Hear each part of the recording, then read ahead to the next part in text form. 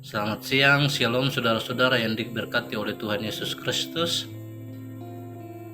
Di sini saya akan menceritakan pengalaman saya bagaimana saya berjumpa dengan Tuhan Yesus. Dan saya berharap lewat kesaksian ini dapat mendorong kita semua untuk betul-betul mencari Tuhan. Iya, sebelum saya menceritakan penglihatan saya akan menceritakan dahulu pengalaman hidup saya di masa lalu, saudara-saudara.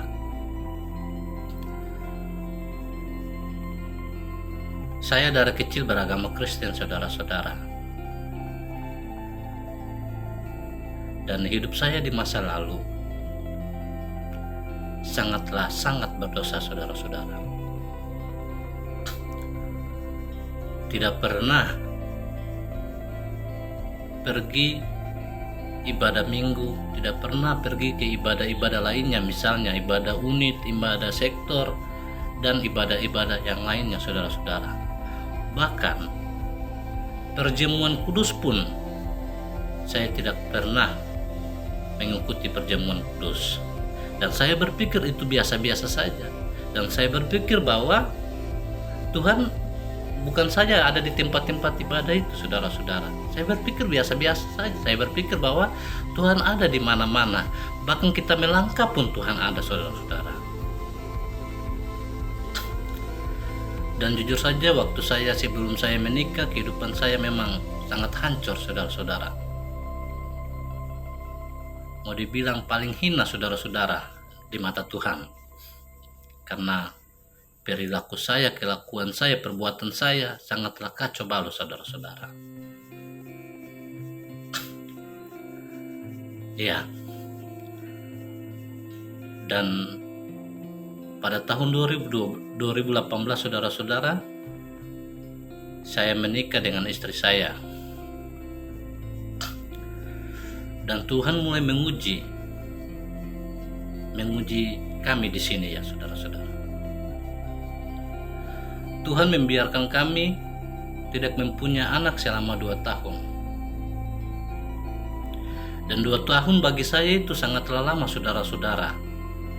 Tetapi bagi saudara-saudara, pasti saudara-saudara berkata bahwa 2 tahun itu sangatlah cepat. Tetapi bagi saya mengalami 2 tahun itu sangatlah lama sekali, saudara-saudara. Dan di situ pun saya belum mengenal Tuhan secara pribadi, saudara-saudara. Di HP saya pun masih ada lagu-lagu duniawi, saudara-saudara. Dan saya berpikir itu biasa-biasa saja. Saya berpikir bahwa itu tidak menyakiti hati Tuhan. Saya berpikir itu biasa-biasa saja, saudara-saudara. Dan mulai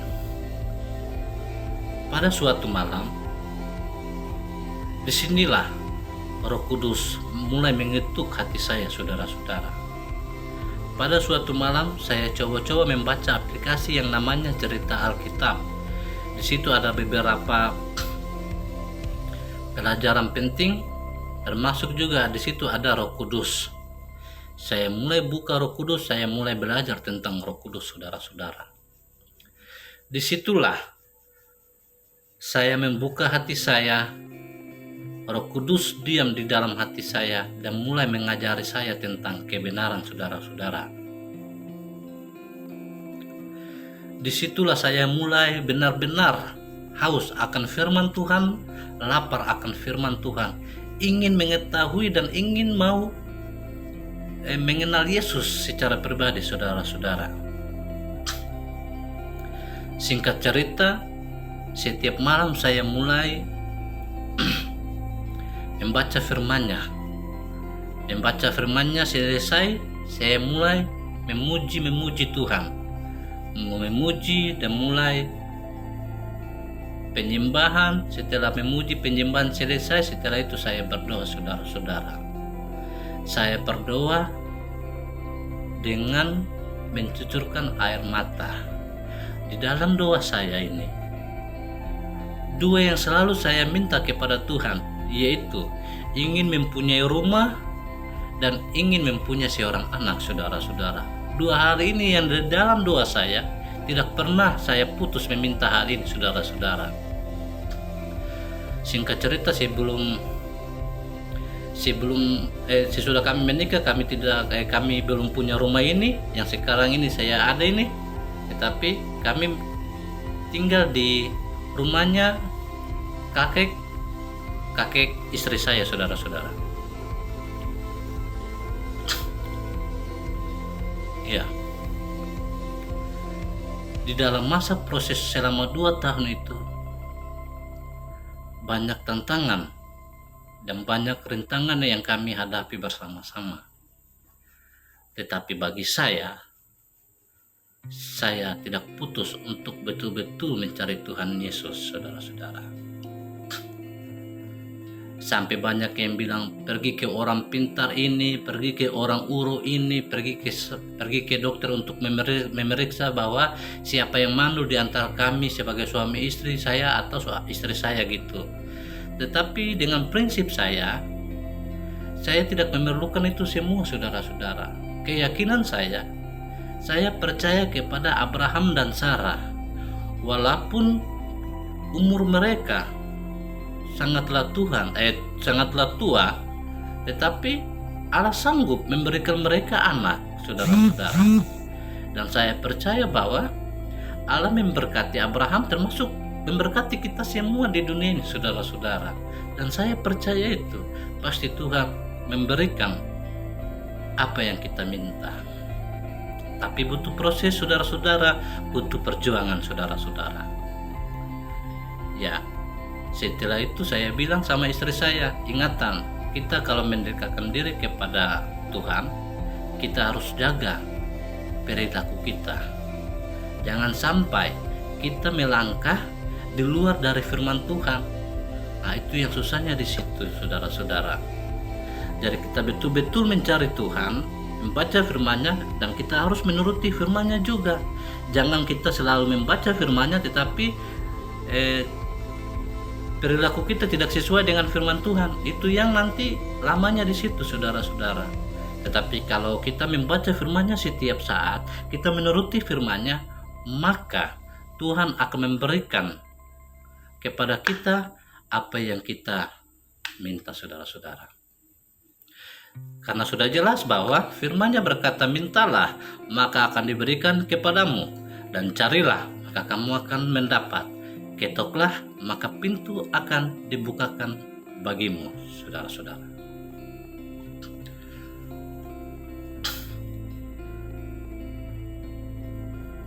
Dan pada suatu malam saya dengan istri saya bertengkar, saudara-saudara. Di masa lalu saya menceritakan hidupku atau dosa saya kepada istri saya. Dan saya berpikir bahwa dia sudah betul-betul memaafkan saya. Ternyata di dalam hatinya belum bisa dia memaafkan saya, saudara-saudara, karena saya melakukan dosa yang sangat besar, saudara-saudara. Dan saya meminta maaf karena di video ini saya tidak bisa menceritakan dosa yang saya lakukan itu, saudara-saudara. Karena saya percaya bahwa Tuhan sudah menghapus semuanya dari kehidupan saya, saudara-saudara. Dan pada suatu malam kami dua bertengkar. Akhirnya saya mulai berdoa, berlutut berdoa dan mulai menangis, saudara-saudara. Saya bilang begini, saudara-saudara, Tuhan, tolong kasih saya penglihatan. Kalau memang betul-betul Engkau sudah memaafkan saya, tolong Engkau memberikan saya suatu penglihatan supaya saya bisa menceritakan penglihatan yang Tuhan berikan kepada saya ini, kepada istri saya, supaya istri saya pun bisa percaya bahwa Engkau sudah mengampuni saya, saudara-saudara. Dan puji Tuhan, pada malamnya saya tidur, saudara-saudara. Penglihatan yang sangat luar biasa yang saya alami, yang saya bertemu dengan Tuhan Yesus. dalam penglihatan saya berjalan di atas pagar tembok yang tingginya kira-kira 3 meter, saudara-saudara, dan lebarnya hanya 50 cm, saudara-saudara. Saya berjalan di atas pagar tersebut dengan sangat hati-hati karena takut terjatuh, saudara-saudara. Karena lebarnya cuma 50 cm, saudara-saudara. Jadi saya berjalan dengan sangat hati-hati. Sementara saya masih berjalan di atasnya, saya melihat terang yang luar biasa, tetapi terang itu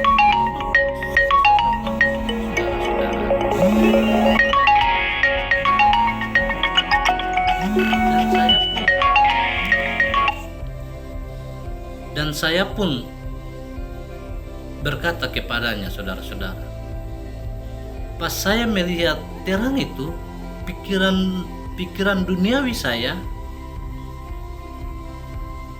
hilang, saudara-saudara. Macam saya ada di dunia ini kan, saya meminta untuk rumah, untuk anak, tetapi ketemu terang itu, pikiran itu tidak ada dalam pikiran saya, saudara-saudara. Jadi saya tidak meminta hal itu, saudara-saudara, kepada Tuhan Yesus, saudara-saudara. Tetapi tiba-tiba saya melihat terang itu, saya pun berkata demikian kepada terang itu, Tuhan Yesus, jangan lupa saya apabila saya kembali kepadamu. Dan firman-Nya bagi saya adalah, jangan takut anakku, sesungguhnya engkau mendapat 2 kali lipat lebih dari ini, dan engkau tidak akan mati untuk selama-lamanya. Setelah firman-Nya kepada saya, puji Tuhan, luar biasa, saudara-saudara, yang saya rasakan sukacita dan damai sejahtera yang begitu dahsyat dalam hidup ini, saudara-saudara, dalam hati ini. Damai sejahtera yang tidak bisa orang rasakan di dunia ini, saudara-saudara, dan tidak bisa saya katakan dengan kata-kata, saudara-saudara, bagaimana damai sejahtera yang saya rasakan pada waktu itu. Damai sejahtera yang begitu hebat, saudara-saudara. Dan saya mulai melihat jalan yang tadinya 50 cm itu tiba-tiba terbuka lebar bagi saya, dan sehingga saya bukan saja berjalan, tetapi saya berlari di atas pagar itu, saudara-saudara. Dan saya pun terkaget bangun, saudara-saudara. Saudara-saudara yang diberkati oleh Tuhan Yesus, Tuhan Yesus berfirman kepada saya, engkau mendapat 2 kali lipat lebih dari ini, dan engkau tidak akan mati untuk selama-lamanya. Tuhan sudah memberikan apa yang saya minta, saudara-saudara. Yang pertama, rumah yang sekarang ini saudara-saudara lihat ialah pemberian dari Tuhan. Yang kedua, setelah kami selesai membuat rumah ini, kami doa masuk untuk rumah ini, dan disitulah istri saya pun hamil 1 bulan, saudara-saudara. Dan saya mengingat firman-Nya kepada saya, saudara-saudara. Kesimpulan dan jawabannya adalah, saudara-saudara yang Tuhan Yesus kasihi, Tuhan Yesus itu tetap sama. Tuhan Yesus tidak pernah berubah. Ia adalah Allah yang kasih. Kasih-Nya tidak pernah berkesudahan, saudara-saudara. Asal kita betul-betul mencarinya, betul-betul fokus mempraktek kehidupannya di dalam kehidupan kita sehari-hari, saudara-saudara.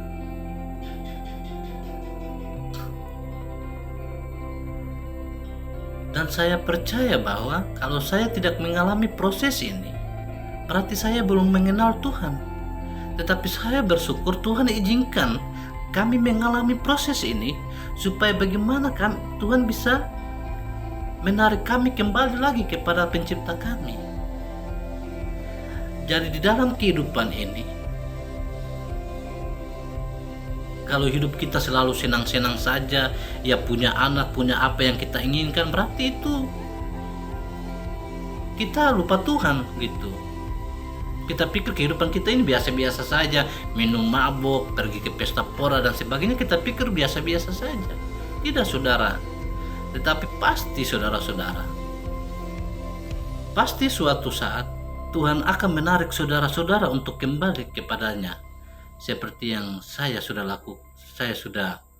rasakan ini, saudara-saudara. Tuhan itu sayang sama kita, saudara-saudara.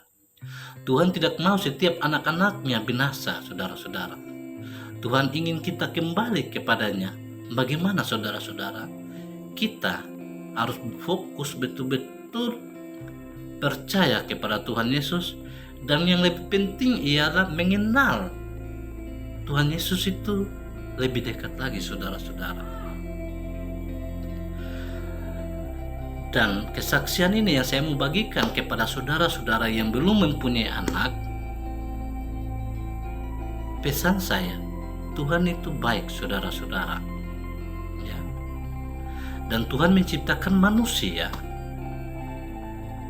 Tidak ada namanya mandul, baik laki-laki maupun perempuan. Mungkin di ilmu kedokteran berkata bahwa laki-laki ada yang mandul, perempuan ada yang mandul. Tetapi di mata Tuhan tidak ada yang mandul, saudara-saudara. Asal kita betul-betul meminta kepadanya. Tuhan itu baik, saudara-saudara. Di dalam Keluaran 23 ayat 25 dan 26, saudara-saudara, bahwa tidak ada perempuan yang keguguran atau mandul. Tuhan akan menggenapkan umurmu dan Tuhan akan memberikan semuanya apa yang kita minta. Asal saja kita mau beribadah kepadanya, kita mau betul-betul serius mencarinya, saudara-saudara.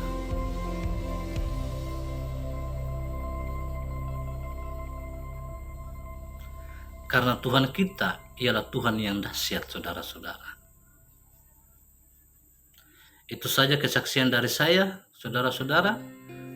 Dan saya berharap lewat kesaksian ini dapat mendorong kita semua untuk betul-betul sungguh-sungguh mencari Yesus, saudara-saudara. Shalom bagi semua saudara-saudara dimanapun saudara-saudara berada. Damai sejahtera selalu ada bersama-sama dengan kita semua. Dan saya akan membagikan kesaksian yang lain di video berikutnya, saudara-saudara. Karena penglihatan saya masih banyak, saudara-saudara.